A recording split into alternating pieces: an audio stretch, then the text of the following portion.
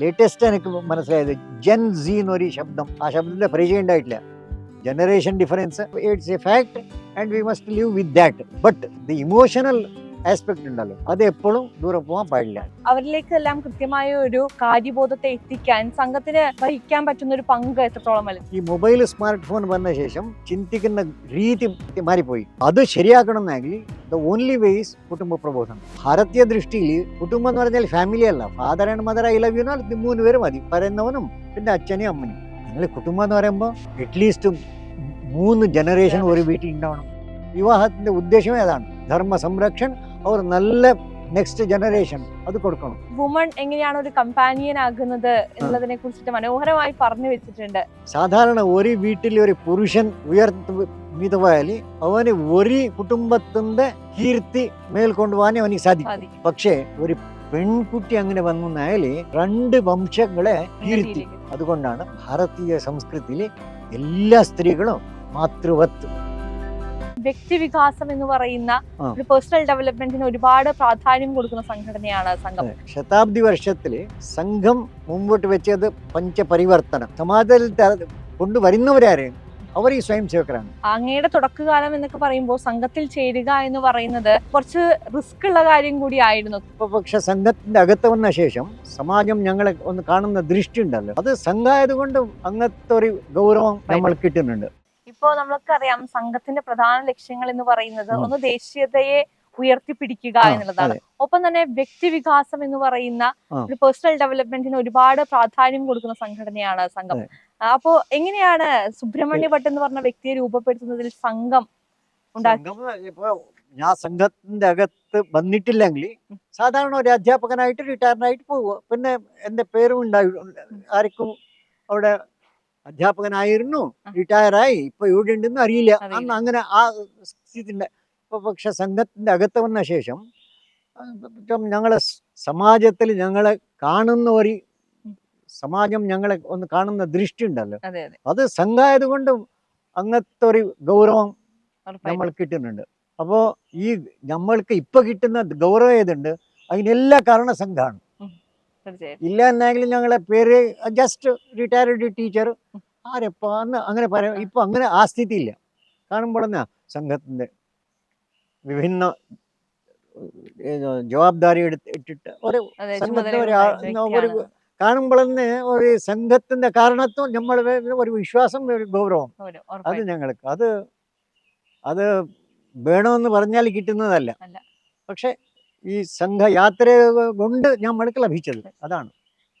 ഇപ്പോ അങ്ങയുടെ തുടക്കകാലം എന്നൊക്കെ പറയുമ്പോൾ സംഘത്തിൽ ചേരുക എന്ന് പറയുന്നത് അത്രത്തോളം കുറച്ച് റിസ്ക് ഉള്ള കാര്യം കൂടി ആയിരുന്നു. കാരണം സംഘത്തിന്റെ പ്രവർത്തനങ്ങളിൽ അതൃപ്തരായിട്ടുള്ള ഒരുപാട് പേർ നമ്മുടെ രാജ്യത്ത് ആ സമയത്ത് ഉണ്ടായിരുന്നു. ഒരുപാട് ഭീഷണികൾ ഉയർന്നിട്ടുണ്ടായിരുന്നു, പ്രത്യേകിച്ച് പ്രചാരകന്മാർക്കെതിരെ എല്ലാം. ആ ഭാഗം ഈ കാസർഗോഡ് മഞ്ചേശ്വരം തത്വം ഒന്നും ഉണ്ടായിട്ടില്ല. എഗെയിൻസ്റ്റ് പരിപാടികളെല്ലാം ഉണ്ടായിരുന്നു. പക്ഷേ കേരളത്തിന്റെ ഈ സദർൺ പാർട്ടിയിലുള്ള ആ ഭീഷണി ഇവിടെ ഒന്നും ഉണ്ടായിട്ടില്ല. അങ്ങനെ പറയുമ്പോൾ we are in safe zone. ഈ കർണാടകത്തിൽ ഉണ്ടായിരുന്ന ഈ ഞങ്ങളുടെ കാസർഗോഡ് മഞ്ചേശ്വരം ഓൾമോസ്റ്റ് സേഫ് അല്ല. ഇവിടെ ഭീഷണികൾ ഉണ്ടായിരുന്നു, പക്ഷെ ആ ഭീഷണികൾക്ക് സാധാരണ സ്വയം സേവകർ അത് എതിർത്തിട്ട് മുന്നോട്ട് പോകുന്ന ഒരു സ്വഭാവം ഇവിടുത്തെ കാര്യകർത്താക്കന്മാരുണ്ടായിരുന്നു. കാസർഗോഡിൽ തന്നെ കുറെ വെല്ലുവിളി ഉണ്ടായിരുന്നു. അതെല്ലാം ഞങ്ങൾ സാധാരണ ആൾക്കാർ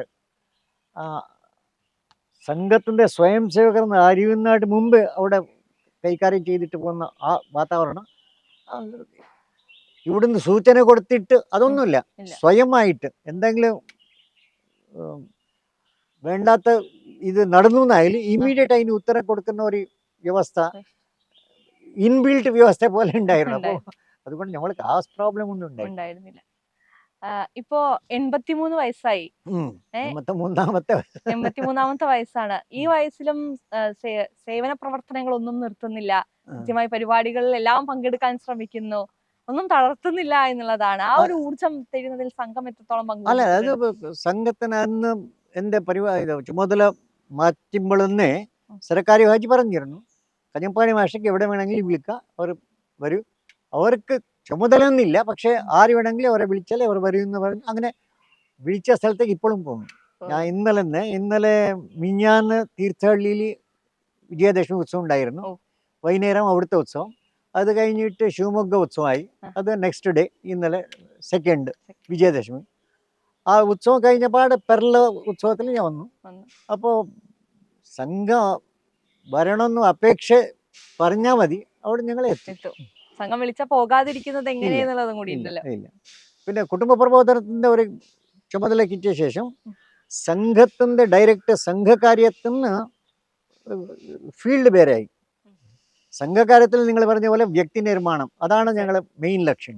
ഇത് വ്യക്തി നിർമ്മാണത്തിന്റെ നെക്സ്റ്റ് സ്റ്റേജ് സമാജ നിർമ്മാണം.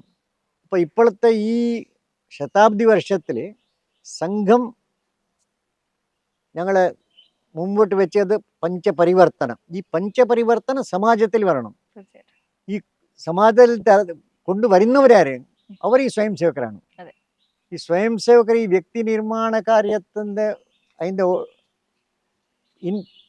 In addition to their personality development സമാജത്തിൻ്റെ മധ്യത്തിൽ പോയിട്ട് സംഘത്തിൻ്റെ ചിന്താഗതി ഇതുണ്ട്, അത് സമാജത്തിൽ പ്രവഹിക്കണം എന്ന് പറഞ്ഞ ഒരു പ്രയത്നം അത് ഈ പഞ്ചപരിവർത്തനം കൊണ്ട് ചെയ്യാൻ സാധിക്കുമെന്ന് ഒരു വിശ്വാസം. ഇന്നത്തെ കാലം നമുക്കറിയാം, സമൂഹത്തിൽ ഒരുപാട് വെല്ലുവിളികളുണ്ട്. ഇപ്പോൾ മദ്യം, മയക്കുമരുന്ന് അങ്ങനത്തെ കാര്യങ്ങളാണെങ്കിലും, അല്ലെങ്കിൽ ഒരുപാട് ഇപ്പോ തലമുറകളുടെ ഒരു സ്വഭാവത്തിലൊക്കെ വലിയ മാറ്റം വന്നിട്ടുണ്ട്. അപ്പൊ അവരിലേക്കെല്ലാം കൃത്യമായ ഒരു കാര്യബോധത്തെ എത്തിക്കാൻ സംഘത്തിന് വഹിക്കാൻ പറ്റുന്ന ഒരു പങ്ക് എത്രത്തോളം വലുതാണ്? അതാണ് കുടുംബ പ്രബോധനം. ഈ ഇപ്പോഴത്തെ ഒരു ശബ്ദമുണ്ട്, അത് ലേറ്റസ്റ്റ് എനിക്ക് മനസ്സിലായത് ജെൻ സി എന്നൊരു ശബ്ദം. ആ ശബ്ദത്തിന്റെ പരിചയം ഉണ്ടായിട്ടില്ല. ഞാൻ ചോദിച്ചു എന്ത് ഇത് ജെൻ സി? അത് 2013 ഉള്ള ആ പീരീഡ്. വിശേഷത എന്താ, അവർക്കെല്ലാം ഈ മൊബൈലും സ്മാർട്ട് ഫോണും. ഈ മൊബൈൽ സ്മാർട്ട് ഫോൺ വന്ന ശേഷം ഞങ്ങളെ ചിന്തിക്കുന്ന രീതി അത് വ്യത്യസ്തമായി മാറിപ്പോയി. ഇപ്പോൾ അത് ശരിയാക്കണമെന്നെങ്കിൽ ദ ഓൺലി വേ ഈസ് കുടുംബ പ്രബോധനം. കുടുംബ പ്രബോധനത്തിൽ ഇപ്പോൾ ഞങ്ങൾ പറയുന്നത് every day we must have a bhajan കാര്യക്രമം ഇൻ അവർ ഹൗസ് ടുഗദർ. ഇത് എപ്പോഴും ചെയ്യണം, നിത്യം ചെയ്യണം എന്ന് പറയുമ്പോൾ അത് കുറച്ച് ബുദ്ധിമുട്ടാണ്. അപ്പോൾ ഞങ്ങൾ കുറച്ച് അതിൽ ഒരു കൺസെഷൻ കൊടുത്തിട്ടുണ്ട്. മിനിമം ആഴ്ചക്ക് ഒരു പ്രാവശ്യം വീട്ടുകാരെല്ലാവരും ഒരുമിച്ചിട്ട് ഇരുന്നിട്ട് ഒരു 15-30 മിനിറ്റ്സ് ഒരു 3 ഓംകാരം, ഒരു 2-3 ഭജന, അതായ ശേഷം ഒരു കണ്ണിൽ കണ്ണിട്ടിട്ട് ഒരു സ്മിതമുഖം ഹസൻമുഖമായിട്ട് കുറച്ച് സംസാരിക്കുന്ന ഒരു പരിപാടി അത് തുടങ്ങിയാൽ ഇതിൻ്റെ ബാഡ് ഇഫക്ട്സ്, ഈ സ്മാർട്ട് ഫോണിൻ്റെ നെഗറ്റീവ് ആസ്പെക്ട് ചെയ്തിട്ടുണ്ട്, അതെല്ലാം ശരിയായിട്ട് ഒരു കൗട്ടുംബിക ഭാവം അത് വളർക്കാൻ സാധിക്കൂ. ഇതാണ് ഞങ്ങളുടെ വിശ്വാസം. അങ്ങനെ കുടുംബ പ്രബോധനത്തിന് ഒരു സ്പെഷ്യൽ വെയിറ്റേജ് കൊടുത്തിട്ടുണ്ട് ഇപ്പം. അപ്പോൾ കുടുംബ പ്രബോധനത്തിൽ ഒരു ഞങ്ങൾ പരമ്പൂജന സരസംഘച്ചാലക്ക് ഒരു 6 ശബ്ദങ്ങൾ പറഞ്ഞു. ഭജൻ, ഭോജൻ, അത് ഓർമ്മിച്ചിട്ട് തന്നെ ചെയ്യണം. മിനിമം ആഴ്ചത്തിൽ ഒരു പ്രാവശ്യം. നെക്സ്റ്റ് ഭാഷ, ഭൂഷ. ഭാഷ, നമ്മളിവിടെ ഭാഷ, ഭാരതീയ ഭാഷയുടെ ഒരു വിശേഷത എന്ന് പറഞ്ഞാൽ ഒരേ ശബ്ദത്തിൻ്റെ ആ ശബ്ദം പറയുമ്പോൾ തന്നെ ഭാവനാത്മക ഒരു ശബ്ദം വരും. ഞാൻ ഒരു കിടന്ന ഒരു ബനാന എടുത്തുകൊണ്ട് വീട്ടിലേക്ക് വന്നു. നെക്സ്റ്റ് ഡേ പൂജ ചെയ്യുന്ന സമയത്ത് ദൈവത്തിൻ്റെ മുമ്പിൽ കുറച്ച് എന്തെങ്കിലും ഒന്ന് വസ്തു ഇടണം. അതിൻ്റെ പേരാണ് നൈവേദ്യം. അപ്പോൾ ഈ banana it will work as naivedyam. ആ നൈവേദ്യം ഇട്ട ശേഷം ഞാൻ ചെയ്തതെന്തോ ഒരു തുള്ളി വെള്ളം അവിടെ വിട്ടു, പിന്നെ ഒരു പൂ എടുത്തിട്ട് അതിൻ്റെ മിത്ത് വെച്ച് ഇത് ഇങ്ങോട്ട് വലിച്ചു. ഇങ്ങോട്ട് വലിക്കുമ്പോൾ അവിടെ ഉണ്ടാവാൻ നൈവേദ്യം ഉണ്ടായിരുന്നു, ഇവിടെ എത്തുമ്പോൾ അത് പ്രസാദമായി. അപ്പോൾ നൈവേദ്യ ഈ ശബ്ദങ്ങളെ അതിനുള്ള ഒരു ഇത് ഊർജ, the special energy of the word. ഇംഗ്ലീഷിൽ പറയുമ്പോൾ ബനാന ബനാന ബനാന കുച്ച് നൈ ബനേഗ. ഇത് അവിടെ ഇപ്പൊ ബനാന, നൈവേദ്യം, പ്രസാദം. പഴമ്പളന്ന് ചെറിയൊരു എക്സാമ്പിൾ പറയാം. പാപത്തിന് ഇംഗ്ലീഷിൽ ശബ്ദം ഏതെന്ന് ചോദിച്ചാൽ ഇമ്മീഡിയറ്റ് പറയൂ സിൻ. അപ്പൊ പുണ്യത്തിന് ശബ്ദം എന്തുണ്ട്? പുണ്യത്തിന് ശബ്ദം ഇല്ല. എന്തുകൊണ്ടില്ല എന്ന് പറഞ്ഞാൽ ഭാരതീയ സംസ്കൃതിയിൽ ഈ പാപ പുണ്യ അതൊരു ഇൻബിൽട്ട് ആണ്. എന്തെങ്കിലും ഒരു കുട്ടി, ഒരു പൂച്ചക്ക് എന്തെങ്കിലും വേദനിക്കുന്ന ഒരു കാര്യം ചെയ്താൽ അമ്മ പറയൂ ചെയ്യാറ് പാപമാണ്. ഒരു പശുക്ക് കുറച്ച് പുല്ല് കൊണ്ടുപോയിട്ടാൽ പുണ്യകാര്യമാണ്. അപ്പൊ ഈ പാപ പുണ്യം കുടുംബത്തിൽ വളർച്ചേൻ്റെ ഒക്കെ തന്നെ ഇത് മുന്നോട്ട് പോകും. ഉണ്ടാവണം. അത് ഈ ഭാഷയുടെ വിശേഷമാണ്. ഇപ്പോൾ ദുരദൃഷ്ടവശാത്ത് എന്തായിനി എല്ലാ ശബ്ദങ്ങളും സംബന്ധവാചക ശബ്ദങ്ങളെല്ലാം അങ്ങോട്ട് പോയി. പോയി. ആ, വീട്ടിലേക്ക് വരുന്ന എല്ലാ പുരുഷന്മാരും അങ്കിളായി, അതെ. എല്ലാ അമ്മമാരും ആൻറ്റിയായി, ആന്റിയായി. Father dad, mother mom. ഈ 4 ശബ്ദം ഒരു ദൃഷ്ടിയിൽ അർത്ഥമില്ലാത്ത 4 ശബ്ദങ്ങളിൽ ഞങ്ങൾ വ്യവഹാരം നടക്കുന്നുണ്ട്. പക്ഷേ ഒരു സംബന്ധവാചക ശബ്ദം അത് പറയുമ്പോൾ തന്നെ ഭാവനാത്മകമായിട്ട് വരും. Okay. അപ്പോൾ ആ ഭാഷയ്ക്ക് ഒരു ഗൗരവം വേണം. നെക്സ്റ്റ് ഭൂഷ, ഞങ്ങളെ the way in which how we act in the society, അതാണ് ഭൂഷ. ഭൂഷ. അതേപോലെ ഭവൻ, എൻ്റെ വീട് എങ്ങനെയുണ്ട്, എന്ത് വേണം ഭവൻ പറയുന്നുണ്ട്. മനയേ മന്ത്രാലയ, കന്നഡത്തിൽ ഒരു വാക്കുണ്ട്. എൻ്റെ വീട് എന്ന് പറഞ്ഞാൽ ദേവാലയമാണ്. വീട് പ്രാരംഭത്തിൻ്റെ പാഠശാലയാണ്, വിദ്യാലയം. വീട് ഒരു അമ്പലമാണ്, ദേവാലയമാണ്. വീട് ഒരു പാഠശാല, വിദ്യാലയമാണ്. അതേപോലെ വീട് ഒരു ആദരാലയം. ആരെങ്കിലും വന്നാൽ, അതിഥിമാർ വന്നാൽ അവരെ ഒന്ന് സത്കരിക്കുന്നത്. തീർച്ചയായിട്ടും. ഇതെല്ലാം ഞങ്ങളെ വീട്ടിൽ നടന്നുകൊണ്ടുണ്ടെന്നാൽ ഞങ്ങളെ വീട്ടിലുള്ള എല്ലാ കുട്ടികൾക്കും അതൊരു സംസ്കാരത്തിൻ്റെ രൂപത്തിൽ അവർക്ക് ലഭിക്കും. സ്മാർട്ട് ഫോൺ കണ്ട കുട്ടിയും ഇതെല്ലാം കാണുമ്പോൾ അവരിൽ ഒരു ഇമോഷണൽ ഉണ്ടാവും. ഡെവലപ്മെൻറ്റ് ഉണ്ടാവും. അപ്പോൾ ഇപ്പോഴത്തെ ഈ പ്രോബ്ലംസ് ഏതെല്ലാം ഉണ്ട്, സംസ്കാരഹീനത, സംസ്കാരത്തിൽ കുറവ്, ഇതെല്ലാം പറയുന്നത് അത് പറയുന്നാട്ടി അതാണ് ദൂരെ വെച്ചിട്ട് ഈ കുടുംബത്തിൻ്റെ ചില കാര്യങ്ങളിൽ ഞങ്ങൾ തുടങ്ങിയാൽ ഈ പ്രോബ്ലംസ് എല്ലാം ശരിയാവും. പിന്നെ ഈ generation difference, it's A fact and we must live with that. But the emotional aspect ഉണ്ടല്ലോ, അത് എപ്പോഴും ദൂരെ പോകാൻ പാടില്ല. അത് ശരിയാക്കുന്ന ഒരു ചുമതല വീട്ടുകാർക്കും കുടുംബമാർക്കും ഉണ്ടാവും. അപ്പോൾ ഈ കുടുംബം എന്നൊരു ശബ്ദം അതേ അത്ഭുതമാണ്. വിനോദത്തിൽ ഒരു വാക്ക് പറയുന്ന ക്രമമുണ്ട്. ഫാമിലി എന്ന് പറഞ്ഞാൽ 6 അക്ഷരങ്ങളുണ്ട്. ആ 6 അക്ഷരത്തിൽ father and mother, I love you. അങ്ങനെ അതിനെ കാണാൻ പഠിച്ചാൽ ഇത്ര മനോഹരമാണല്ലേ.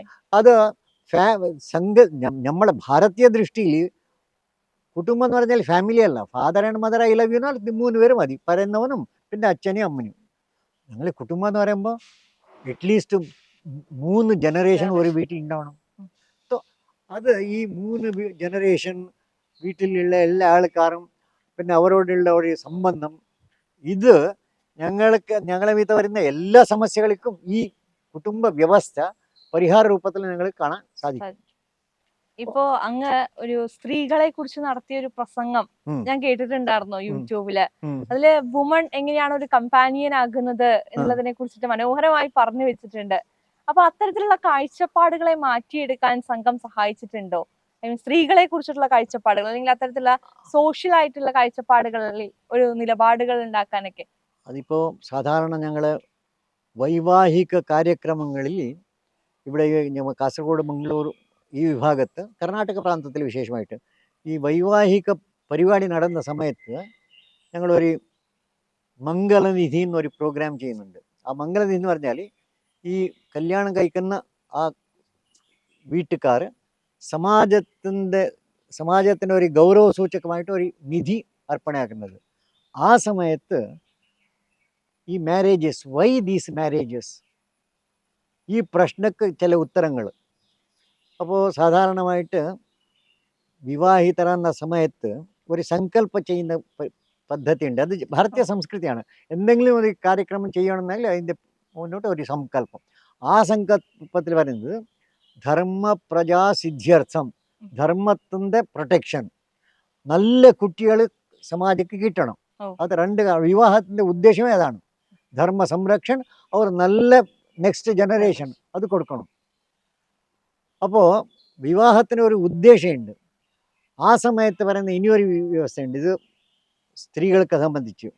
സാധാരണ ഒരു വീട്ടിൽ ഒരു പുരുഷൻ ഉയർത്തിപ്പോയാൽ അവന് ഒരു കുടുംബത്തിൻ്റെ കീർത്തി മേൽക്കൊണ്ടുപോകാൻ അവനിക്ക് സാധിക്കും. പക്ഷേ ഒരു പെൺകുട്ടി അങ്ങനെ വന്നാൽ കന്നഡത്തിലൊരു വാക്യമുണ്ട്, 2 ಮನೆಗಳ ಹೆಸರು ಖ್ಯಾತಿಗಳು ಬೆಳೆವಂತೆ.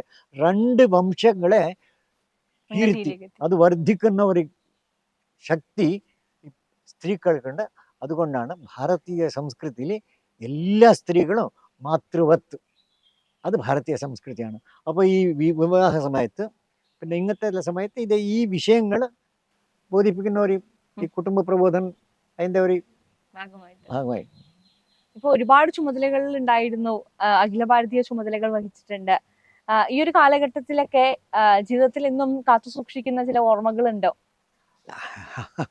അങ്ങനെയൊന്നും വിശേഷമൊന്നുമില്ല. പിന്നെ കന്യാകുമാരിയിൽ നിന്ന് കാശ്മീരുള്ള സാധാരണ ഞങ്ങൾ സ്വയം സേവകർന്നാകുമ്പോൾ ഞങ്ങൾ കാര്യാലയത്തിലോ ഇല്ലെങ്കിൽ വീട്ടിലേക്ക് കൊണ്ടുപോകാൻ ആരെങ്കിലും റെയിൽവേ സ്റ്റേഷനിൽ വന്നാൽ കാണുമ്പോഴെന്നേ കാണും, ഇയാൾ എന്നെ വിളിച്ചിട്ട് പോകാനേ വന്നത്.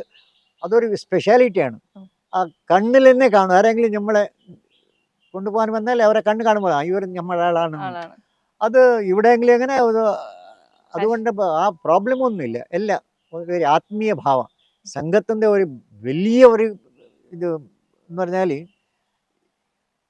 എവിടെ പോയാലും ഒന്ന് ഈ എഫെക്ഷനേറ്റ് ബന്ധം, അത് സംഘത്തിൻ്റെ ഒരു